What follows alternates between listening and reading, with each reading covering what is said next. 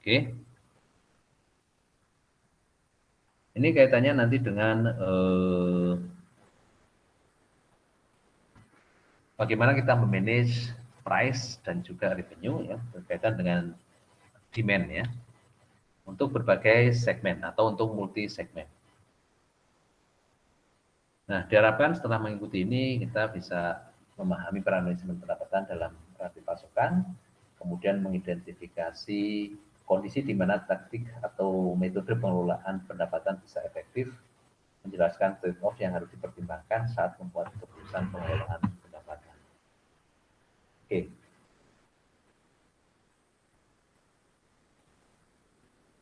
Manajemen pendapatan, pendapatan itu merupakan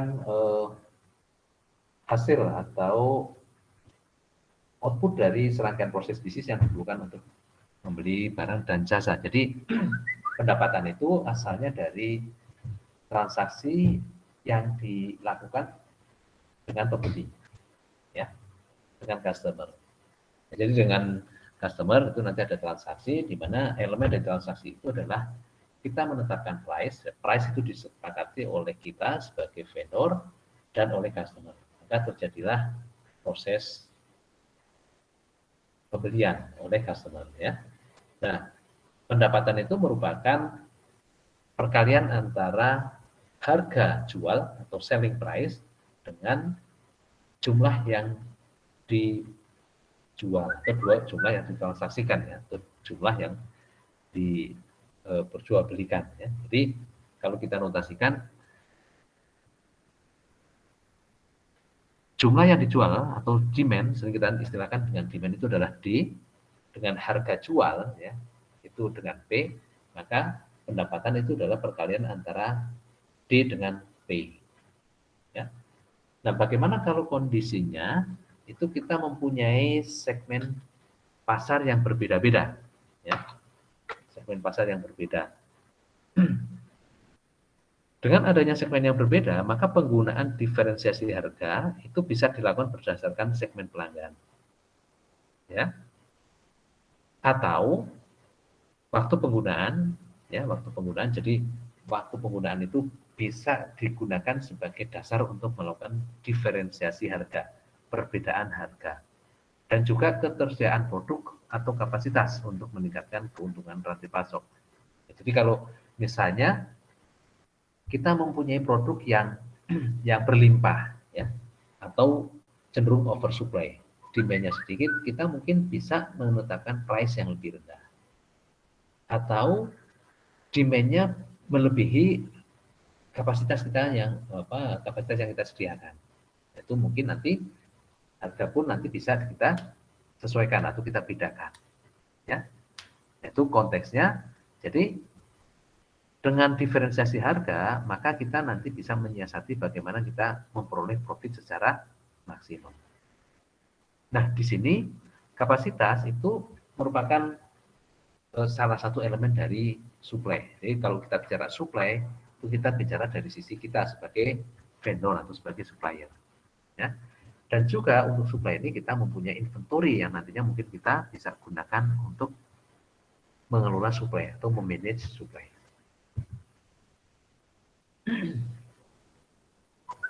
Manajemen pendapatan akan memberikan dampak yang signifikan pada profitabilitas rantai pasok ketika ada salah satu atau lebih dari 4 kondisi berikut ya. Jadi dampak pengelolaan pendapatan ini terhadap profitabilitas itu bisa terjadi ketika nilai produk bervariasi pada setiap segmen pasar yang berbeda. Jadi nilai produk untuk setiap segmen pasar itu nanti akan menentukan bagaimana kita men-set price ya, menetapkan harga jual untuk setiap segmen yang berbeda. Contohnya apa? Contohnya apa? Produknya sama, segmennya beda, maka kita bisa menetapkan price yang berbeda. Anda mungkin pernah ke espresso ya. Espresso itu merupakan segmen untuk produk kopi ya, yang dimiliki oleh espresso itu Torabika ya. Jadi dia mempunyai segmen salah satunya adalah espresso, kemudian segmen yang lain lagi. Espresso itu adalah segmen kopi untuk menengah ke atas ya. Jadi pricing-nya pun lebih premium. Sementara kapal api itu untuk segmen yang biasa menengah ke bawah. Nah, di situ terdapat perbedaan harga atau diferensiasi harga. Atau ada lagi misalnya di industri furnitur ya. Nikna itu mempunyai segmen premium ya dan segmen yang biasa. Segmen premium itu dilayani dengan merek yang berbeda juga. Dia menggunakan merek Albatros untuk segmen premium. Produknya apa? Produknya sama, furnitur. Itu contoh nilai produk bervariasi, itu bisa kita bikin diferensiasi harga yang tujuannya adalah untuk meningkatkan profit. Ya. Kemudian manajemen pendapatan juga bisa digunakan atau berdampak pada profitabilitas secara signifikan untuk produk yang mudah rusak. Contohnya apa? Contohnya kalau kita mempunyai bisnis kuliner atau bikin makanan yang mudah rusak, ya. Makanan yang mudah rusak itu mempunyai masa jual tentu. Misalnya contoh kalau Anda ke supermarket ya, roti itu pada saat di-drop oleh pabrik roti itu harganya harga normal. Tapi nanti sore itu harganya sudah diturunkan. Karena apa? Kalau tidak diturunkan, itu tidak ada demand karena sudah mendekati masa daluarsa. Ya. Kalau harganya masih tetap normal, demand-nya nggak ada dan nggak laku, itu nanti akan menjadi kerugian yang besar. Oleh karena itu, akhirnya pricing-nya di-set ulang. Agar apa? Agar ada demand. Nah, berarti kalau ada demand, meskipun price-nya lebih rendah, itu bisa menekan kerugian atau menurunkan profit atau bahkan menekan kerugian. Nah, itu contoh untuk produk yang produk yang mudah rusak. Perishable goods ya. Itu bisa di produk makanan, produk pertanian, daging, itu sering diberlakukan.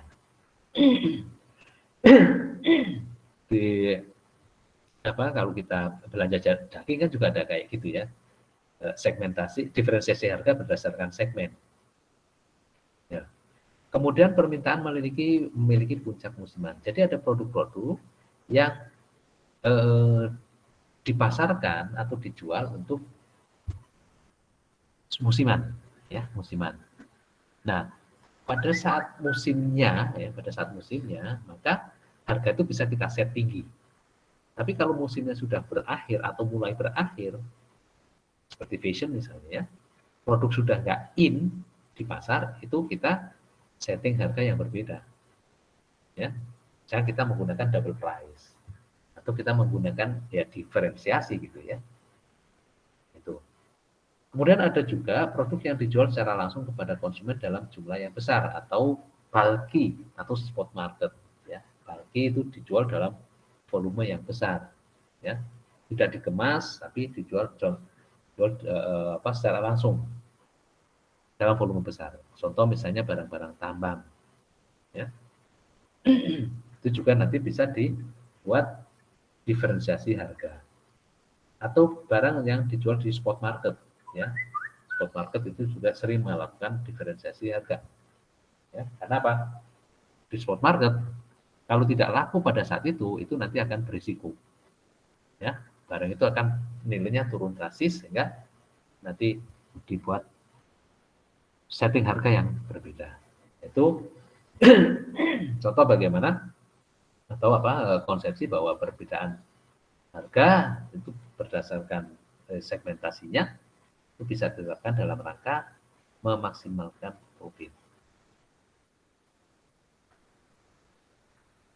Penetapan harga yang berbeda itu dilakukan untuk meningkatkan keuntungan total perusahaan, ya, profitabilitas yang tadi.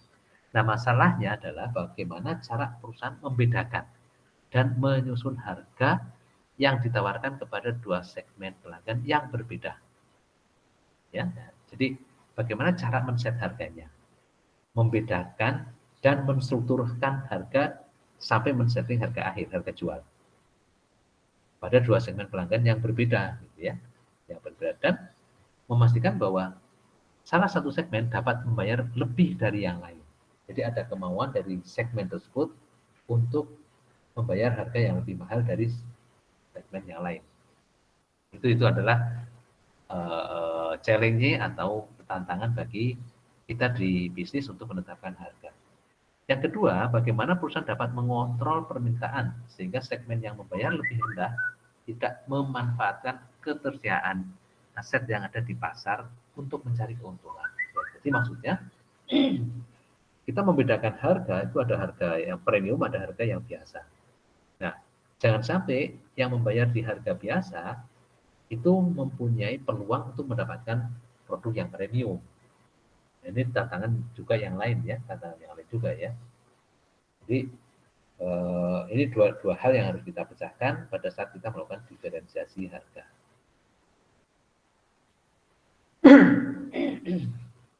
Oke.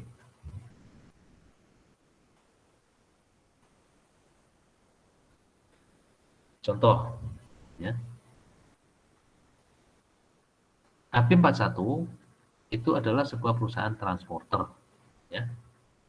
AP41 berinvestasi membeli 6 buah truk dengan kapasitas total 6.000 kg untuk angkutan barang Bandung Jakarta.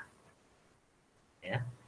AP41 karena membelinya secara kredit, maka dia harus membayar cicilan bulanan, ya, menggaji supir dan biaya maintenance.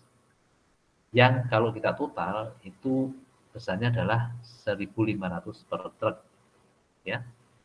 Sehingga untuk 6 truk itu total biayanya adalah 9.000.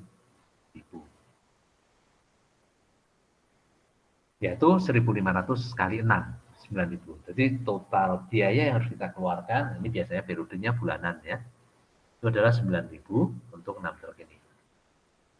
Riset pasar menunjukkan kurva permintaan sebagai berikut, yaitu D sama dengan 10.000 minus 2.000 P, di mana D itu adalah demand untuk seluruh segmen, P biaya sewa truk yang ditawarkan untuk setiap truk kepada pelanggan. Ya, jadi truk ini kita sewakan kepada pelanggan, ya, untuk mengangkut barang. Ya. Fungsi permintaannya 10.000 minus 2.000 P. Nah, segmennya seperti ini. Jika biaya sewa dikenakan Rp2 per kilogram, maka demand-nya 6.000 kilogram.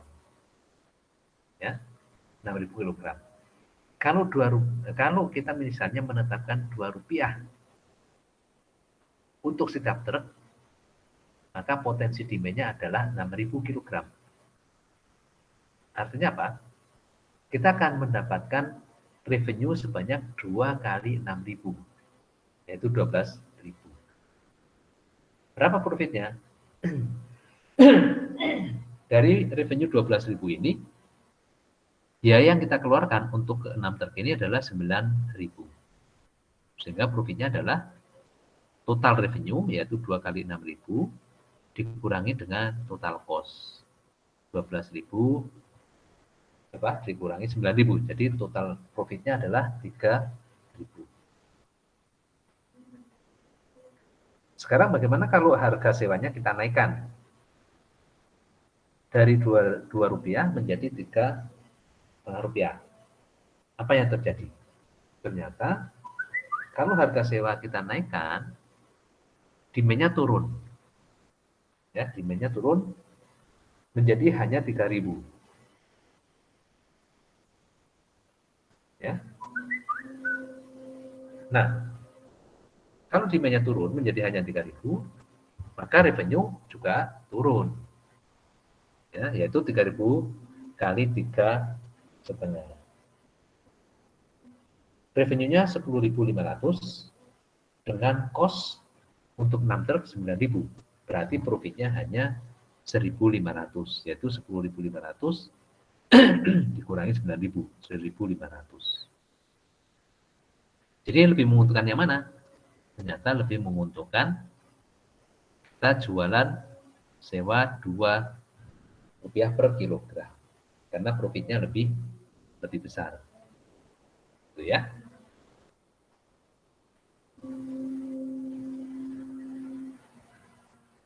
Kalau kita gambar, fungsi permintaan ini akan membentuk kurva seperti ini. Ya. Jadi fungsi permintaannya tadi di sini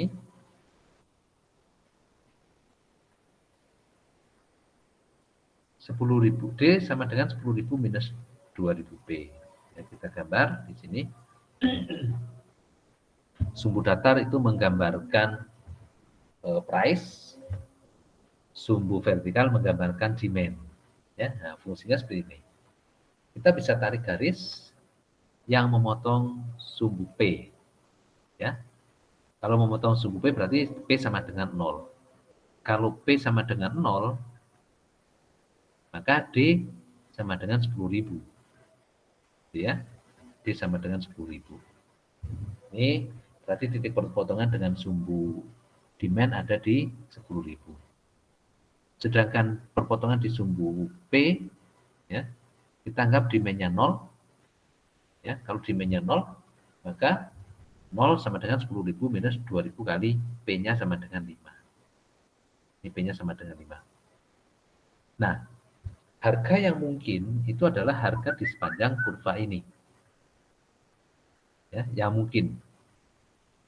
Tapi tidak setiap harga itu memberikan profit. Nah, profit yang besar atau yang kecil. Nah, ternyata profit ya apa? Nanti kita bisa cek ya.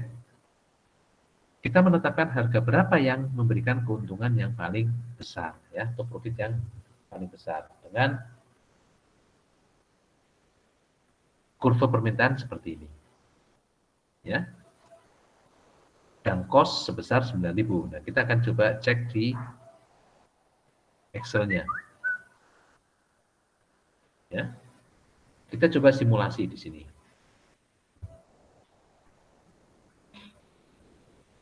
Kita simulasikan dengan fungsi permintaan D sama dengan 10.000 minus 2.000 P. Ya. Kita buat tabel dengan kolom P, D, revenue, cost, profit. Ya. Nah, kita ambil di sepanjang garis kurva ini. Ya. Taruhlah kita ambil yang pertama adalah di P sama dengan 2000. Ya. Nah, di sini karena D merupakan fungsi P, ya, kita taruh di sini P-nya 2000. Berapa D-nya? Kalau P-nya 2000, maka D-nya adalah 10.000, ya, 10.000 minus 2 kali minus 2.000 kali P. Nah, D-nya sama dengan 6.000. Ya. Kalau D-nya 6.000, kalau D-nya 6.000, berapa revenue-nya? Revenue adalah D kali P. Ya. Revenue D kali P. D-nya 2, revenue-nya 12.000. Cost-nya 9.000. Sehingga profitnya 3.000. Gitu ya. Sekarang kita ambil lagi. Kalau P-nya kita set 2,5. Ya, 2,5. Berapa D-nya? D-nya adalah 10.000 kali 2.000 kali 2,5. D-nya 5.000. Ya. Kalau D-nya 5.000, berapa revenue-nya? Revenue-nya adalah D kali P. 12.500. Dengan cost 9.000, maka kita mendapatkan profit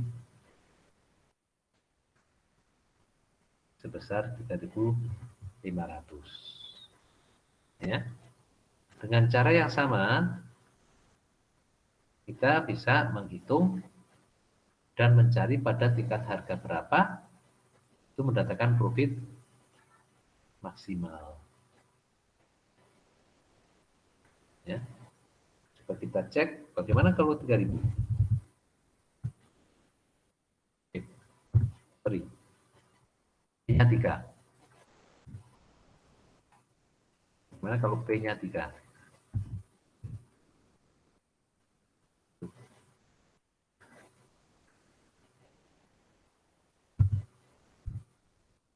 Kalau P-nya 3, maka demand-nya 4.000. Ya.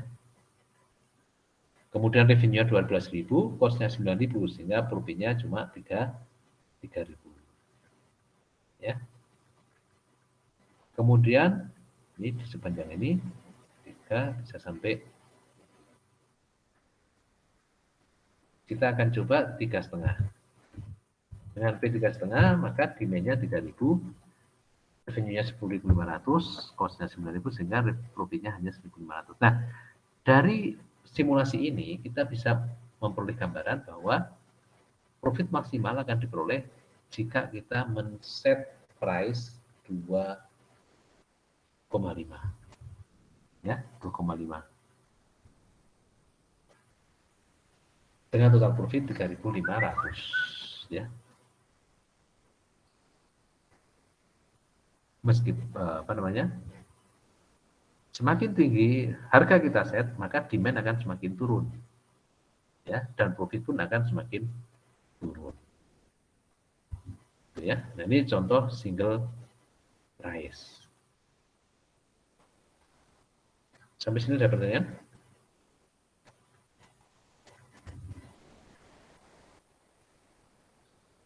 Lanjut. Oke.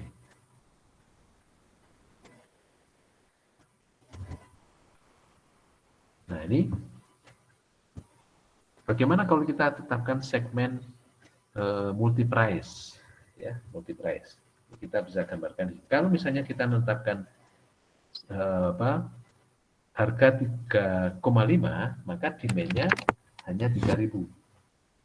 Ini ya, 3,5, demand-nya hanya 3.000. Nah, sementara kita bisa memanfaatkan sebenarnya ya dengan kurva permintaan yang tadi, kita bisa menjual dari berbagai macam kombinasi harga. Ya. Jadi di sini kalau kita menjual dengan harga 2.000, kita memperoleh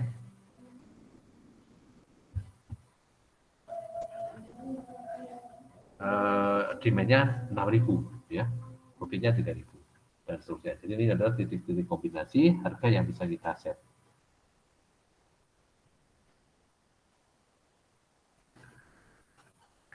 Nah, kurva permintaan untuk segmen I. Nah, sekarang bagaimana kalau kita punya multiple segmen, ya, multiple segmen.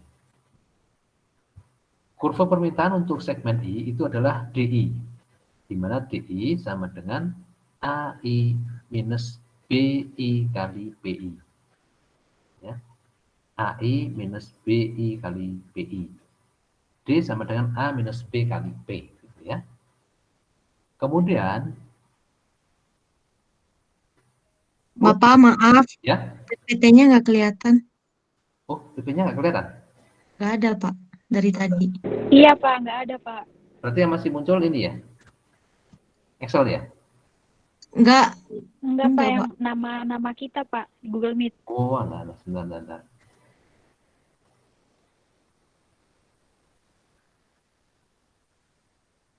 Sudah muncul?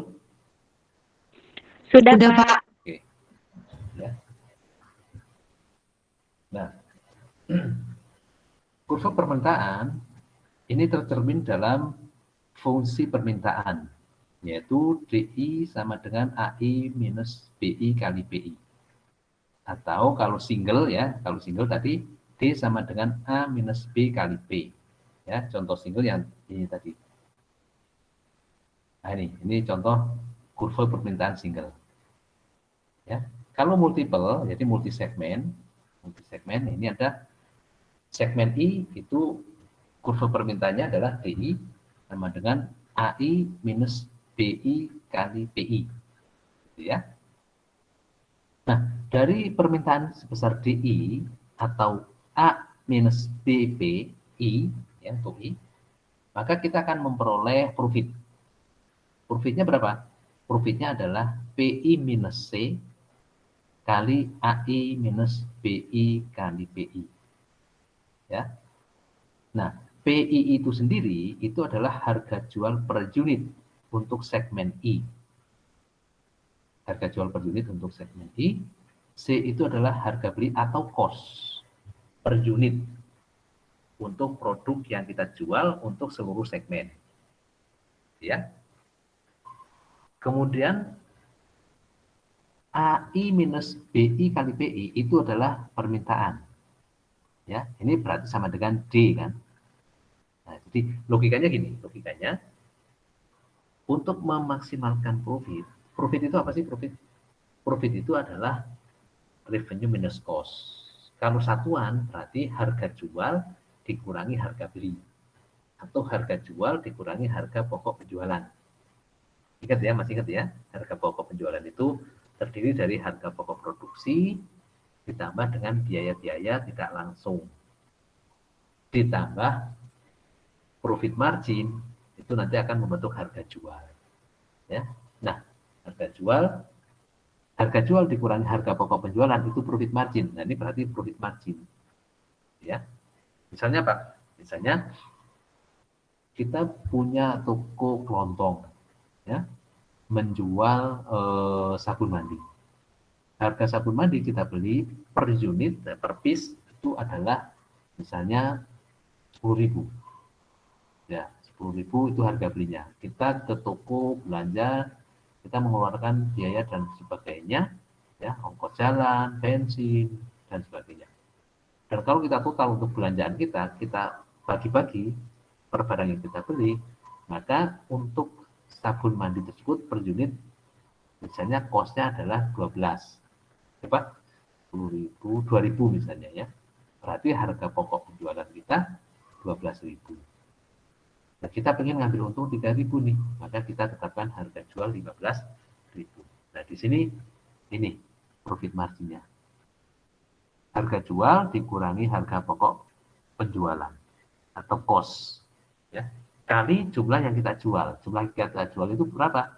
Sebesar D. Di mana D itu adalah A minus B kali P. Ya. Jadi kita akan memaksimumkan ini. Kalau ada I segmen, maka maximize-nya adalah ini. PI, untuk setting harganya, maka optimal price-nya kita bisa tetapkan yaitu untuk segmen I, optimal price-nya itu adalah AI minus 2 kali BI plus C per 2. Ya. Di mana AI ini A-nya, AI minus BI, ini B-nya, BI-nya, kali PI.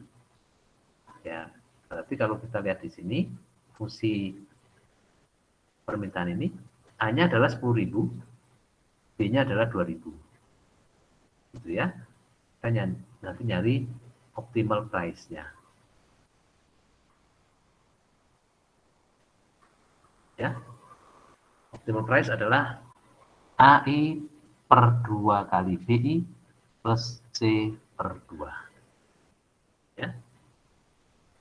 Kalau kita mempunyai K segmen, ya, K segmen, maka maksimasinya adalah PI minus C kali AI minus BI kali PI, di mana I dimulai dari 1 sampai K. Ya. K itu jumlah segmen. Itu optimal price-nya, kita hitung seperti ini. Contoh, ya, AP41 mempunyai 2 segmen customer, yaitu segmen 1 dan segmen 2. Di mana fungsi demand untuk segmen 1 adalah 5.000 minus 20 P1. Dan segmen 2 itu adalah 5.000 minus 40 P2. Cost of product atau harga pokok penjualan untuk setiap segmen itu adalah Rp10 per unit. Ya, Rp10 per unit. Berapa optimal price untuk segmen 1 dan berapa optimal price untuk segmen 2? Dan berapa total profit? Ya. Kita cek di sini. Ya, ini ya. Kita mempunyai segmen ini. Ini multi segmen. B1 fungsi permintaannya adalah 5.000 minus 20 P1. D2 5.000 minus 40 P2. Nah, dari sini kita bisa notasikan berarti untuk bisnis kita ini A-nya adalah 5.000, B1-nya 20, B2-nya 40.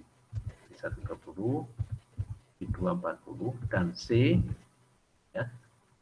C-nya itu adalah harga pokok penjualan untuk seluruh produk itu adalah 10. Ya, 10. Excel-nya kelihatan ya ini?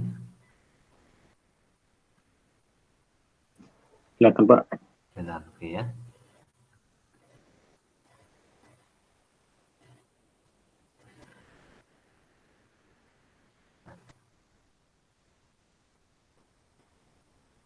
Kita bagi 2. Oke. Sekarang kita akan kalkulasi ya. Dengan mencari terlebih dahulu, menghitung terlebih dahulu optimal price untuk setiap segmen. Kita hitung P1 ya, P1. Optimal price untuk P1 itu adalah A per 2 kali B1 ditambah C per 2 ya. Untuk P1 optimal price-nya adalah A per 2 kali B1 ditambah C per 2 ya. A per 2 kali P1 ditambah C per 2 sama dengan 130 unit ya, 130 per unit. Itu untuk P1. Jadi optimal price untuk P1 sama dengan 130 rupiah.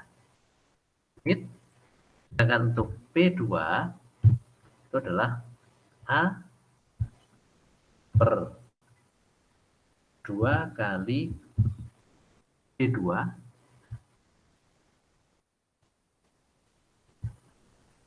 A per 2 kali P2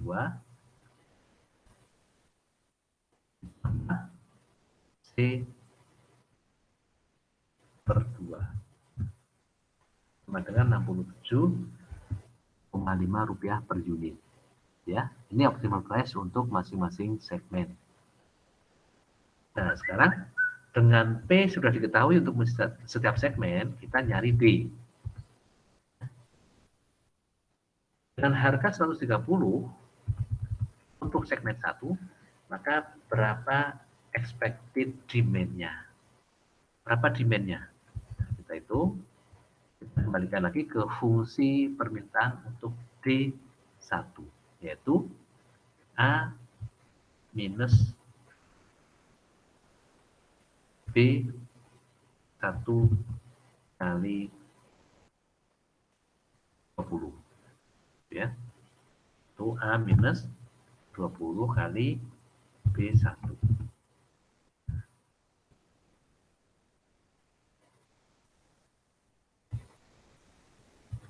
A minus 20 kali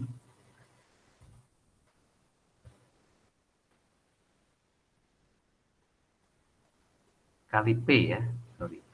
A minus B1, A minus ini ya, A minus B1 kali P1. Ya, dengan harga 130, maka demand untuk segmen 1 itu adalah 2.400. Ini 2.400.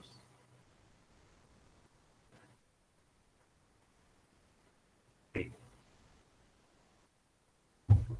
Ya. Oke. Sekarang bagaimana D2? D2 setelah kita cari optimal price-nya itu adalah 67,5. Nah, dengan harga 67,5 berapa demand-nya? Ya, berapa demand-nya? Kita kembalikan ke fungsi permintaan ya.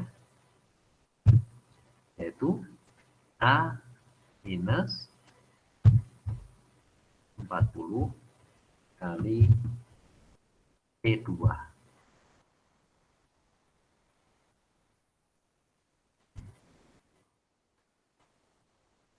A minus 40 kali P2.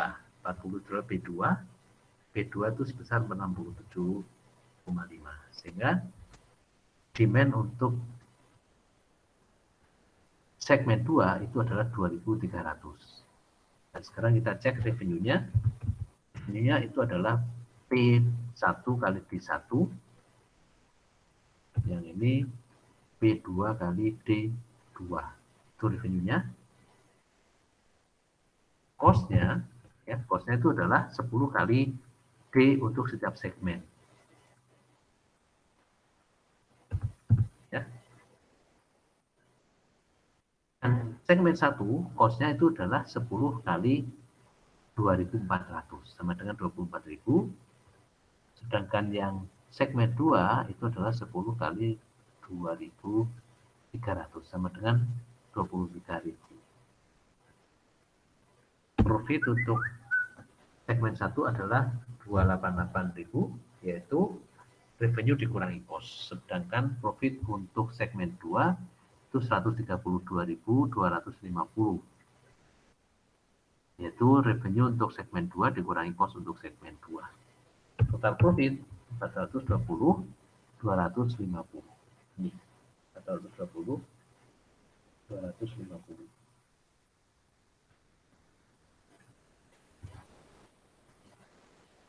Ya, nah ini simulasi untuk multi segmen dengan multi price. Ya, multiple price for multiple segment. Hasilnya seperti ini.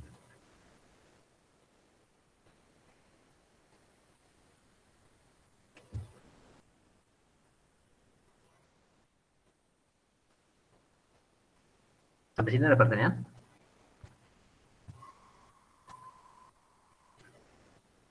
Bisa diikuti?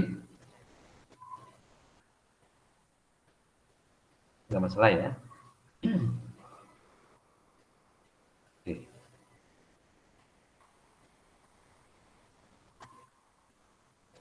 Ini multiple price. Multiple price for multiple segment.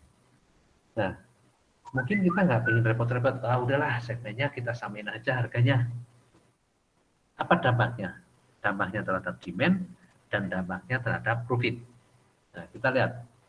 Kalau segmen itu kita samakan, ya, bagaimana dampaknya ya?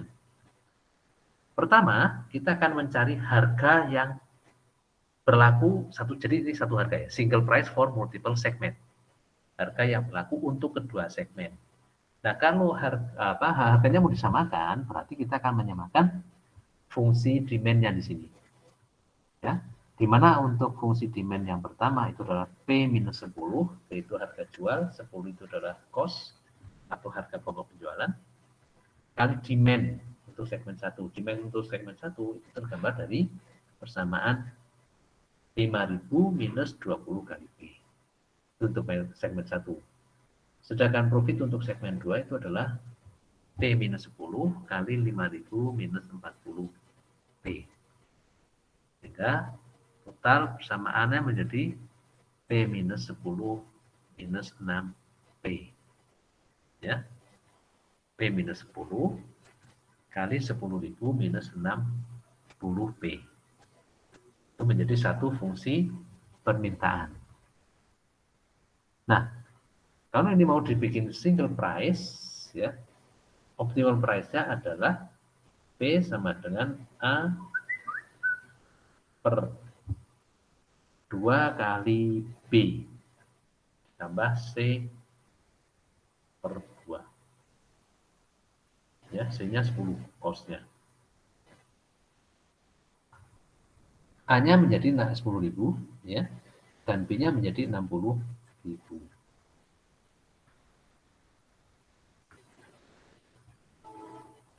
Ini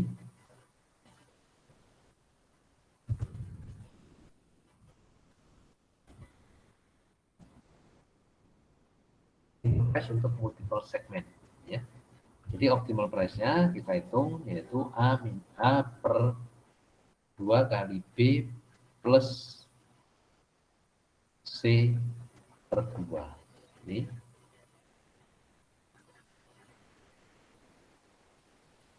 hanya 10.000. Ini dari sini 10.000. Nah, ini ya hanya 10.000 dibagi 2 kali B, B-nya 60 plus 10. 10 adalah cost-nya. Cost per unit untuk kedua segmen per 2 sama dengan satu single price 88,33 per unit. Ya, 88,33 per unit. Sekarang kita cek dengan harga single seperti ini ya. Bagaimana demand untuk setiap segmen. Demand untuk setiap segmen. Yang pertama segmen 1 dulu. Berapa demand-nya? Kita kembalikan ke fungsi permintaan segmen 1, yaitu 5.000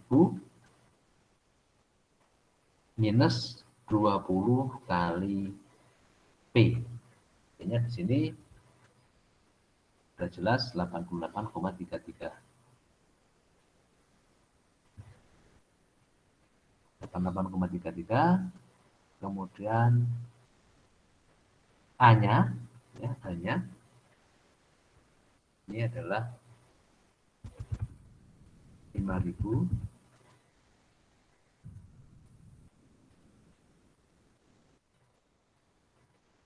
minus 20 kali P. Ya, ini N9 ini 5.000 A-nya ya. Ini 5.000 minus B1 kali P. 3.233 demand untuk segmen 1, sedangkan demand untuk segmen 2 yaitu A minus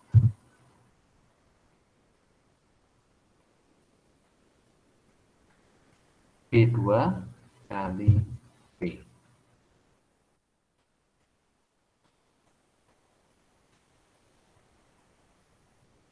B2 kali P, P-nya ini 88,33. 1.467. Ini demand untuk segmen 2. Nah, dari demand yang sudah diketahui dan price yang sudah kita ketahui, maka kita bisa mencari revenue untuk masing-masing. Ya, revenue sama dengan harga kali demand atau demand untuk segmen tersebut kali harga.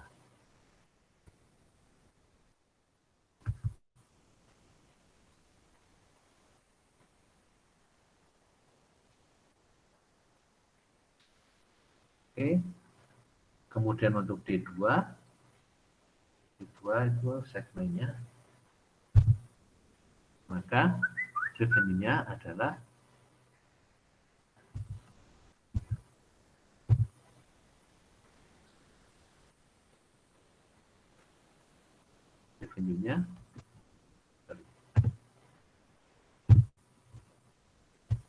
demand kali price. Revenue sama dengan demand kali price. Ya. Nah, dari sini kita bisa cek ya. Cost-nya itu adalah 32 ribu untuk segmen 1, segmen 2 14.667 ya. Kemudian profit untuk masing-masing ini total profit adalah 368.167. Ternyata hasilnya gimana?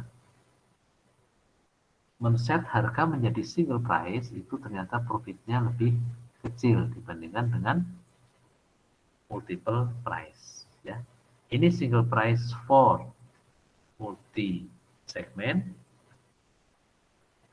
dengan ini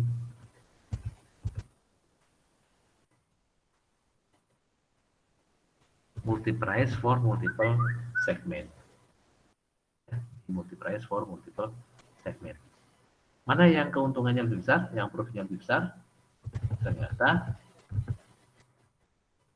multiple price for multiple segment ini menghasilkan keuntungan yang lebih besar.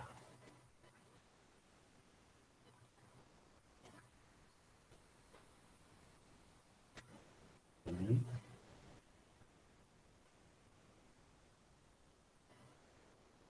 ya, kita bisa membedakan ternyata multiple price for multiple segment itu lebih memberikan profit yang lebih besar daripada single price for multiple segment. Sampai sini ada pertanyaan? Bisa ikuti ya.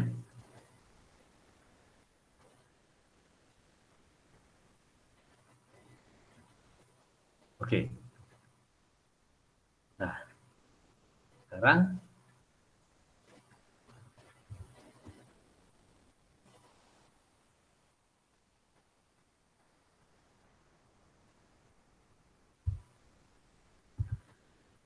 bagaimana kalau misalnya ya, dalam bisnis kita dibatasi oleh kapasitas.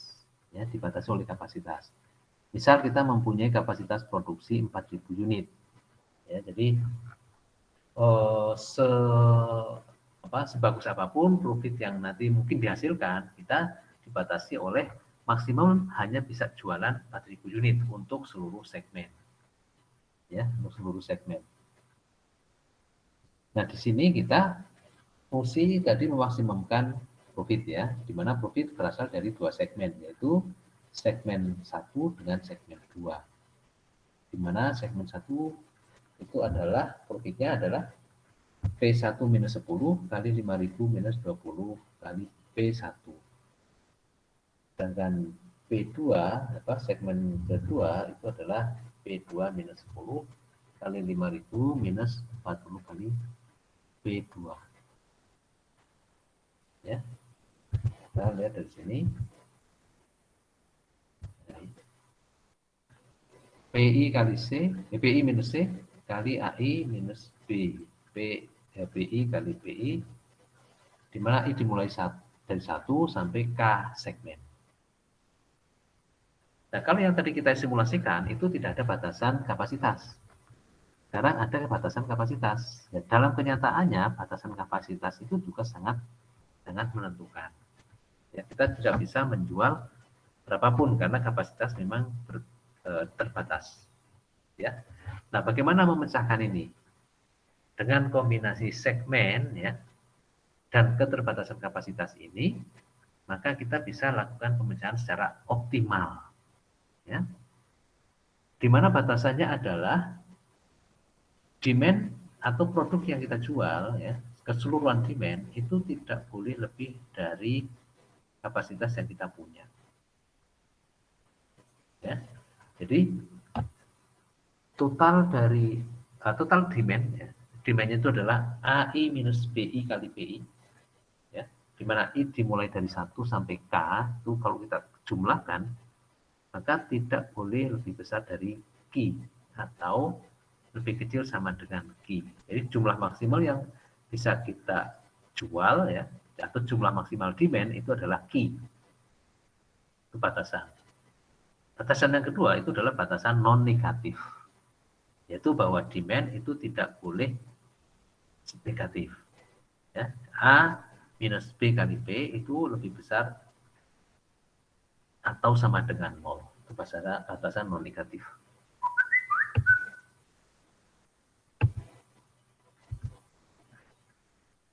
Nah, kalau batasan kapasitas adalah 4.000 unit, maka kita akan memaksimumkan profit dari 2 segmen.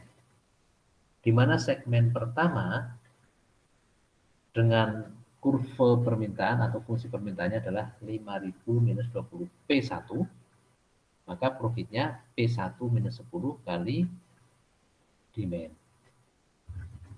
Ya, ditambah segmen yang kedua, profitnya adalah P2 minus 10, profit marginnya. Dan demand-nya adalah 5.000 minus 40 P2. Nah, kita mempunyai 2 segmen ini, yang profitnya akan kita maksimumkan dengan batasan 4.000 unit. Ya. Nah, jadi batasannya di sini, jumlah yang dijual atau jumlah demand, yaitu demand-nya adalah 5.000 minus 20 PI untuk segmen yang pertama, dan 5.000 minus 40 P2 untuk segmen yang kedua. Itu tidak boleh lebih dari 4.000. Dengan batasan non negatif D1 atau D2 itu lebih besar sama dengan 0.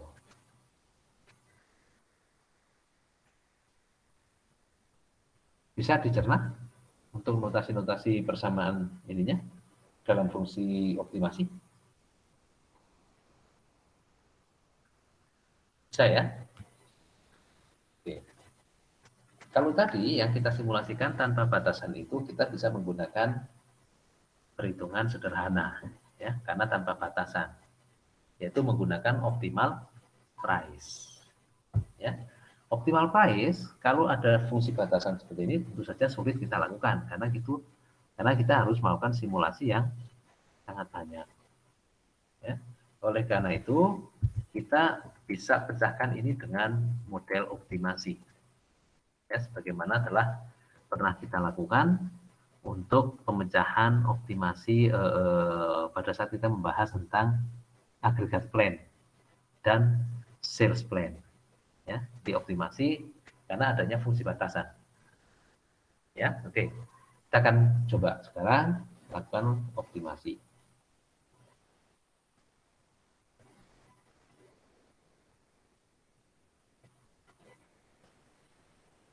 Oke. Langkah pertama, kita membuat tabel seperti ini. Ini differential pricing untuk multi segmen, ya, yang dibatasi oleh kapasitas. Ya, pertama production capacity kita set 4.000. Sini 4.000. Dan kita bikin tabel yang terdiri dari kolom segmen, price, demand, dan profit. Ya. Price kita kosongi karena ini adalah variabel keputusan yang nanti akan diisi oleh solver. Ya. Kemudian kita kosongi semua dulu ya.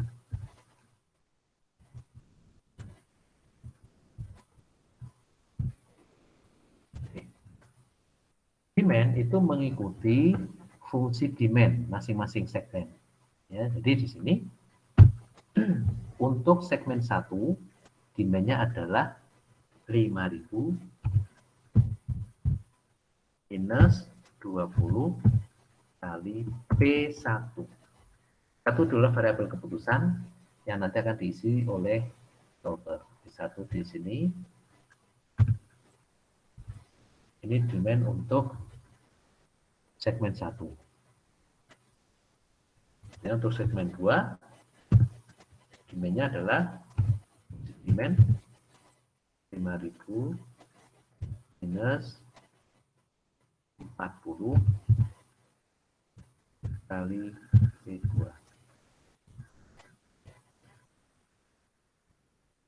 Ini menggambarkan fungsi demand untuk setiap segmen yang nanti juga menjadi demand pada saat solver sudah di run. Ya. Profit oleh karenanya adalah profitnya gimana? Profitnya adalah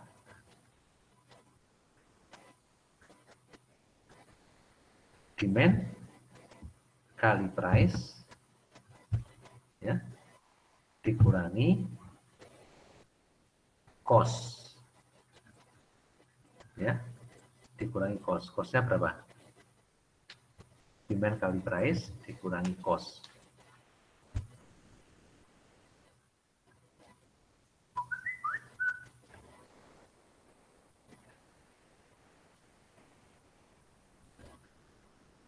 Costnya 10, ya, costnya 10.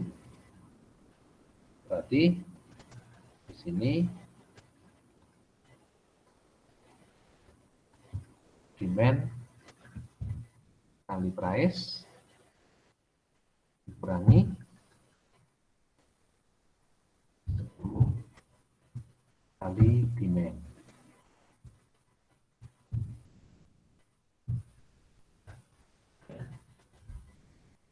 Oh, bisa juga, ya, price minus 10 kali demand.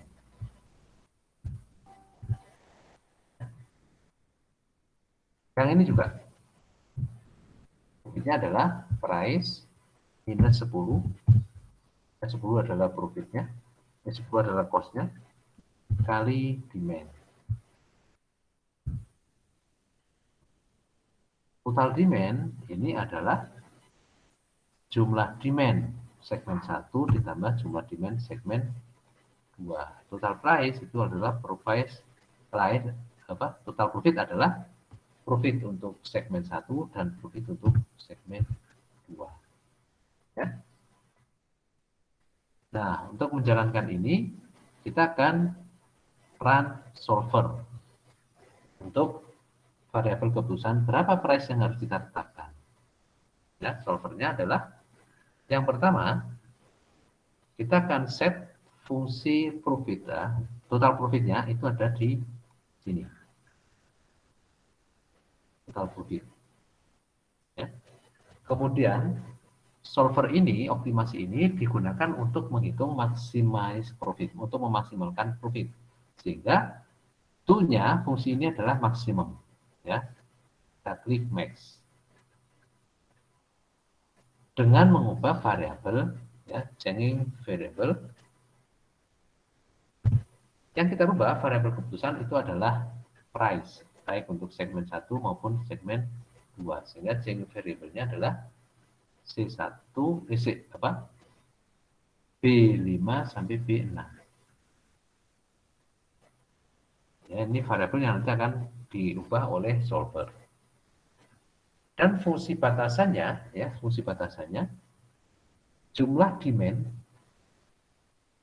Ini kita lihat dulu, ya. Fungsi batasannya ini add jumlah demand, ini demand untuk segmen 1 dan demand untuk segmen 2 itu tidak boleh lebih dari jumlah kapasitas. Jadi tidak boleh lebih, berarti lebih kecil sama dengan jumlah kapasitas, yaitu konselnya. Oke.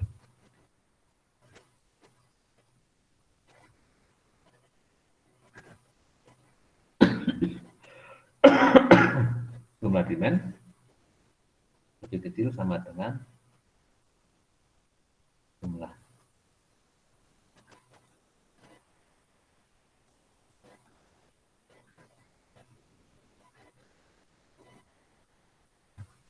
Ya, ini ya. Jumlah demand ini C7, yaitu demand segmen 1 dan demand segmen 2 ditambah demand segmen 2 tidak boleh lebih besar daripada 4000. Oke. Sekarang kita akan run solvernya.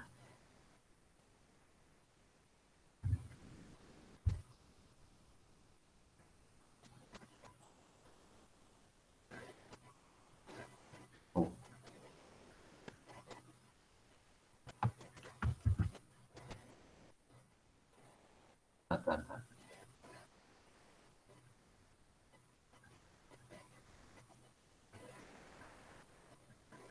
D7 benar, sudah maximize by changing variable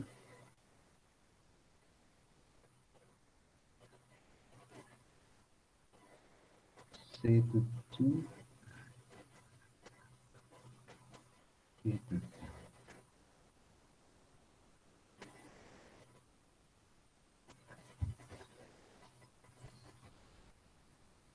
D7 maksimum pricing variable subject to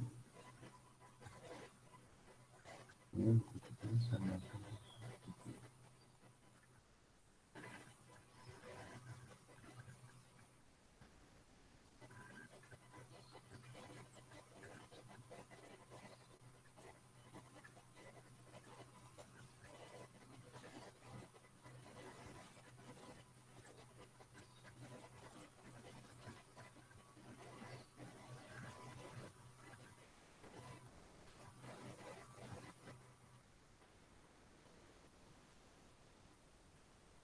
hasilnya bersama 5.000 minus 20 kali B5. Nah, ini 5.000 minus, oh ini salah. Ini salah. 5.000 minus 40 kali B6. 5.000 minus 10 kali B5. Nah, misalnya gini ya. 5.000 minus 20 kali B5, 5.000 minus 40 kali B6. Dan solvernya D7, oke. Nanti untuk menempatkan total nilai profit ya, profit maksimumnya. Kemudian Bayjangi 5, B5, B6 sudah. Batasannya C7, maksimum B3. Oke.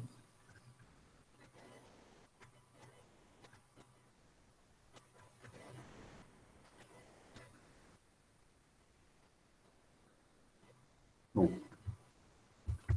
ini ada yang salah nih. 5.000 minus 20 kali B5.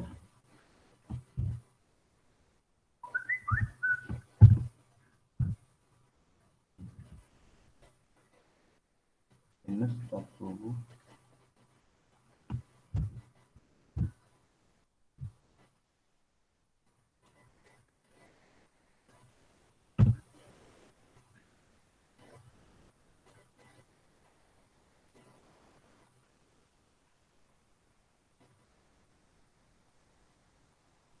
minus 5.000 B5 minus 10 kali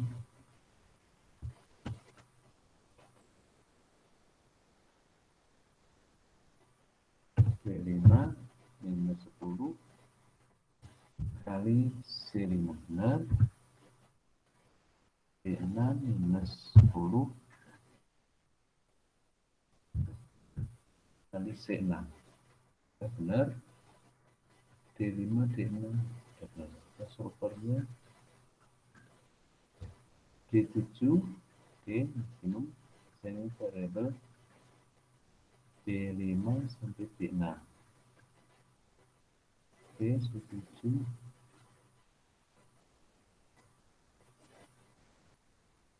D3 sama dengan D3 sudah benar.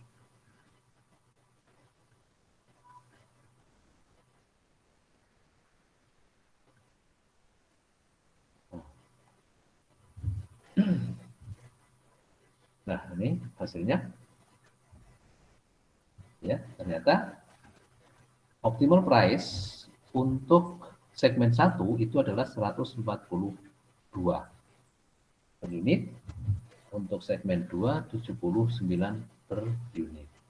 Ya. Nah, dari sini kita bisa lihat bahwa dari price 142 ya untuk segmen 1 maka nanti akan menghasilkan demand 2166 atau 2167 dengan profit 285.278. Sedangkan untuk segmen 2 price optimalnya adalah 79 ya. Menghasilkan demand 1833 atau 1834 ya. Dan menghasilkan profit 126.806. Kalau kita lihat di sini, ya, maka kapasitas akan terpakai semua. Ya, jadi kedua segmen ini itu akan menyerap seluruh produk yang dihasilkan dari hasil produksi kita, yaitu 4.000 unit.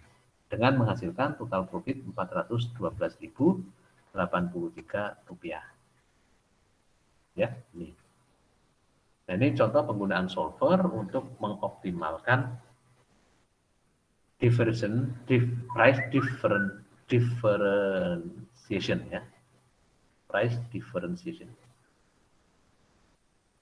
Ini bisa kita pecahkan dengan solver. Bagaimana kalau kapasitas kita rubah? Apa yang terjadi? Ya. Misal kita mau nambah kapasitas, ya, nambah kapasitas. Dari 4.000, kita akan naikkan kapasitas kita menjadi 5.000. Ya. Apa dampaknya? Kita akan cek. Kapasitas kita tambah menjadi 5.000, dampaknya adalah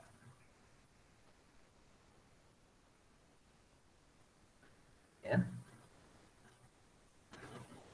ternyata profitnya bertambah, ya, total profitnya bertambah dari 412 yang sebelumnya. Kita catat dulu ya, tadi 4.000, kita catat dulu.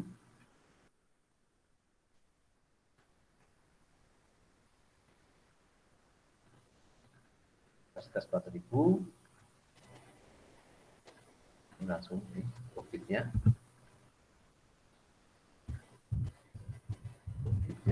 Kita hitung manual, ini adalah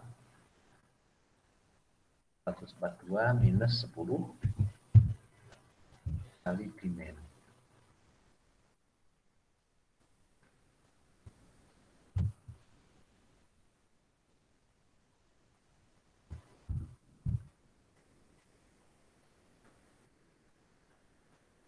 Ini juga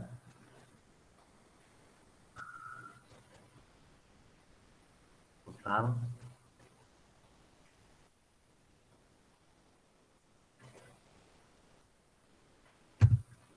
Rp412, ya. Sekarang coba kita simulasi kalau kapasitas kita tambah. Apa yang terjadi? Kalau kapasitas kita tambah, maka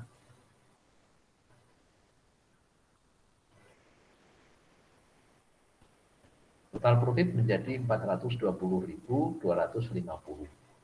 Ya, 420.250.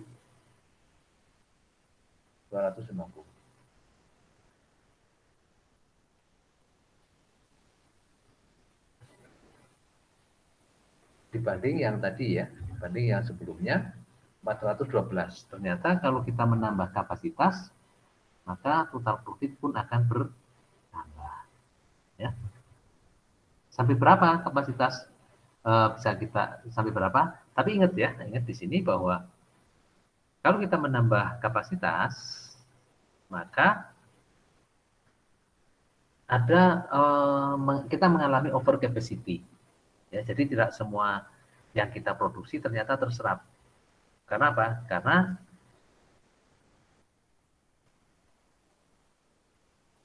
sebentar, semua terserap ya.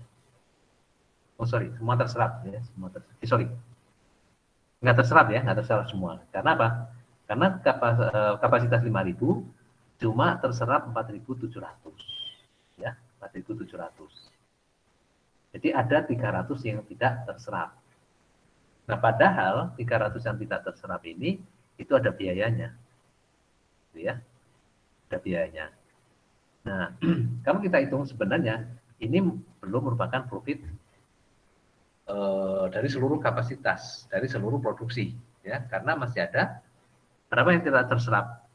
Nah, kita cek di sini yang tidak terserap, kita hitung di sini.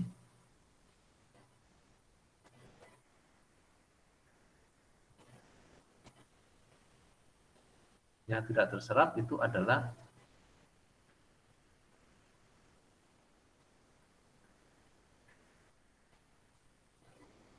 total capacity sebesar 5.000 ya. Tidak terserap dalam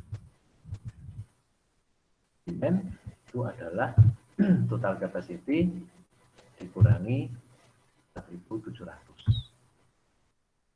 300 unit ya, 300 unit. Nah, 300 unit ini kan juga mengeluarkan biaya. Ya, mengeluarkan biaya. Biaya produk tidak terserap.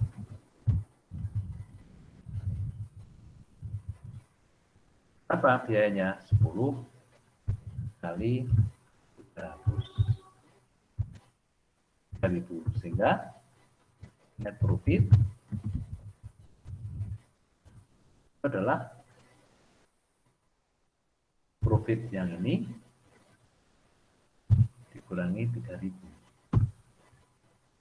417.250,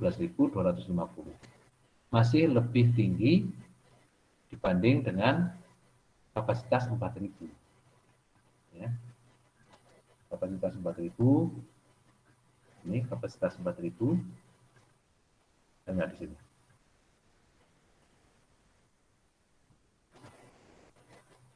Oh, belum dihitung ya, kapasitas 4.000 belum dihitung. Oke, kita akan cek yang kapasitas 4.000 dulu.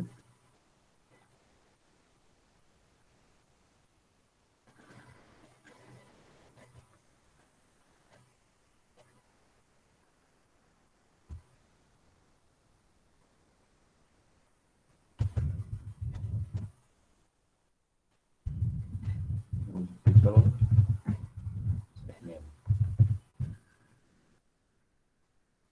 Oke, coba kapasitas 4.000 berapa?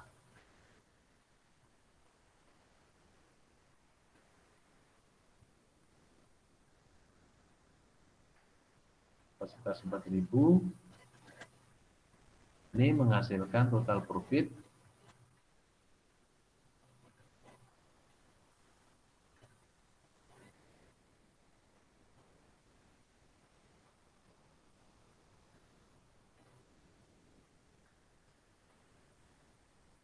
kapasitas 4.000.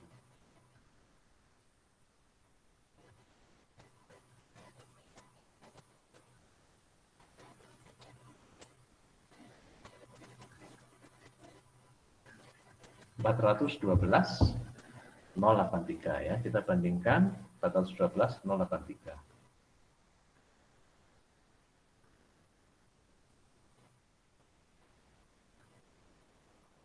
Untuk kapasitas 4.000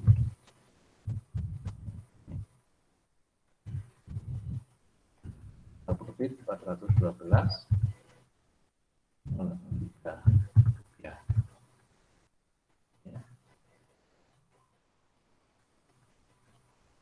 Sekarang coba kita simulasi, coba kapasitas kita naikkan lagi, misalnya 6.000 atau 5.500 dulu, 5.500.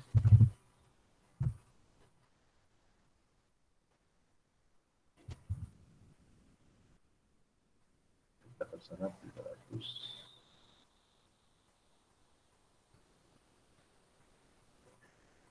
Ini berarti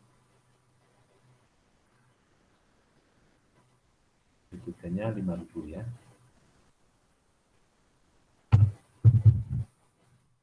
Kurangi 4.300. Profit kapasitas 5.000.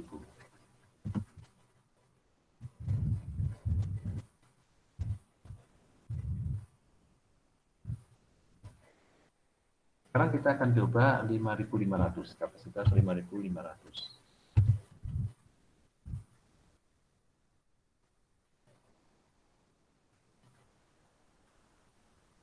Berapa net profitnya, berapa excess capacity-nya.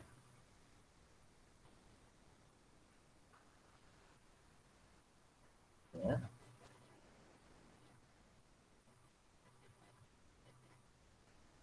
Ternyata untuk kapasitas 5.000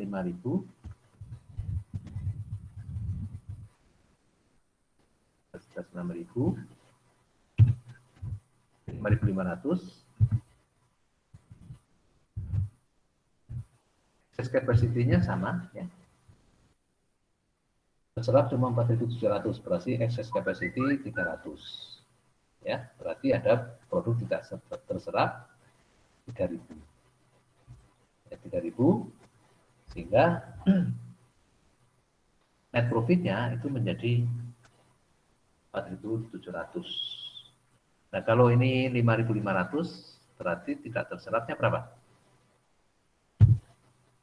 5.500 minus 4.700. 800 ya, sehingga net profitnya 420. Karena net profitnya nggak berubah ternyata ya, kapasitas 5.000 dengan 5.500 net profitnya nggak berubah. Tapi ini kita harus mengeluarkan biaya untuk produk yang tidak terserap ya, dikurangi 10 kali 400.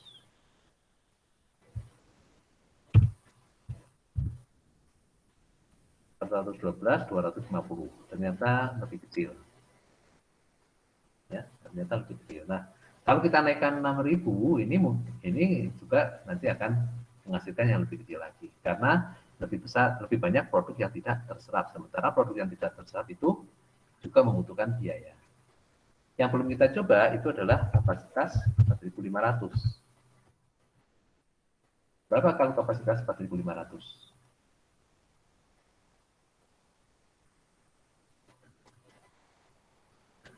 Wah, ternyata ya, dari simulasi ini bisa kita lihat bahwa ternyata kapasitas optimum itu adalah 4.500. Ya, 4.500.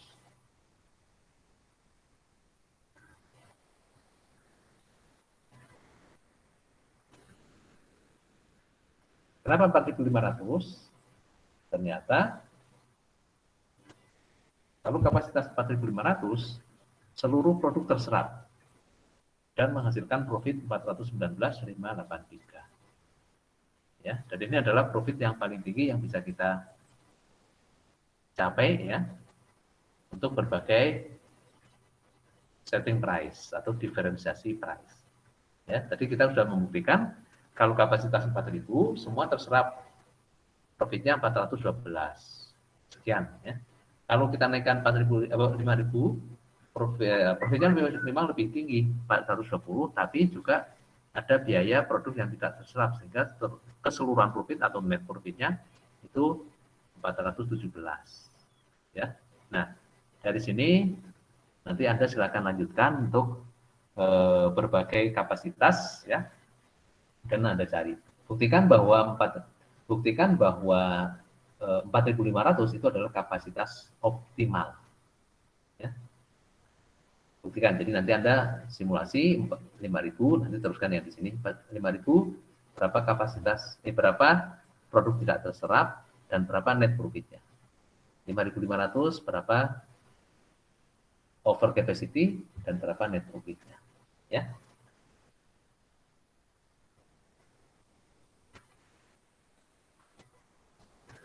Sampai sini ada pertanyaan?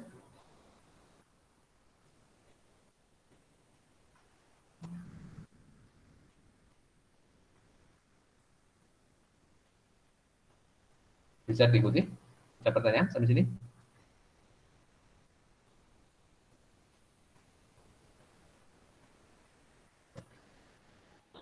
Nggak ada, Pak.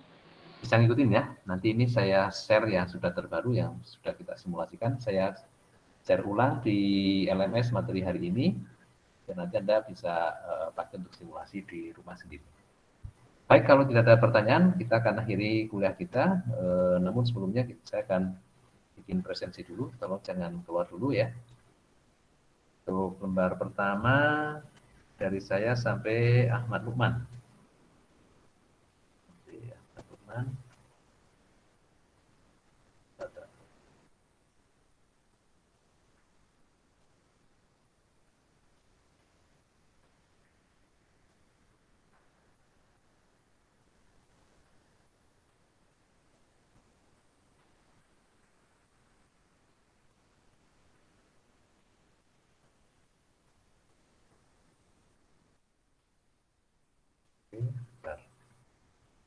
Ini recordingnya saya putus dulu. Gimana cara menghentikan recording?